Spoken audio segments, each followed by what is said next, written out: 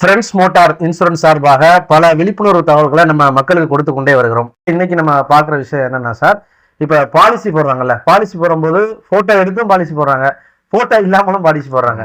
எது சார் சிறந்தது பாலிசிக்கு? நம்ம இன்னைக்கு பாலிசி போடுற இன்னைக்கு காலகட்டங்களில் வந்து போட்டோவோடையும் போடலாம், போட்டோ இல்லாமையும் போடலாம். உங்க பாலிசி லைவ்ல இருக்கு அப்படிங்கிற பட்சத்துல போட்டோ இல்லாம நீங்க போடுறதும் சிறந்தது தான்.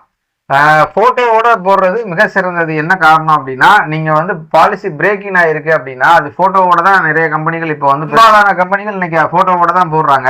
அப்படி போட்டோ இல்லாம அவங்க போட்டு தர்றாங்க அப்படின்னா கூட நம்ம வந்து டைம் ஸ்டாம்ப் கேமரால அன்னைக்கு தேதியிலையும் நம்ம வாகனத்தை போட்டோ எடுத்து வச்சுட்டோம் அப்படின்னா நாளைக்கு பின்ன ஒரு கிளைம்னு வரும்போது இந்த போட்டோ வந்து நமக்கு ஒரு எவிடன்ஸா நம்ம அவங்க கிட்ட ப்ரூஃபா சப்மிட் பண்ண முடியும் அந்த கிளைம் டீம் கிட்ட.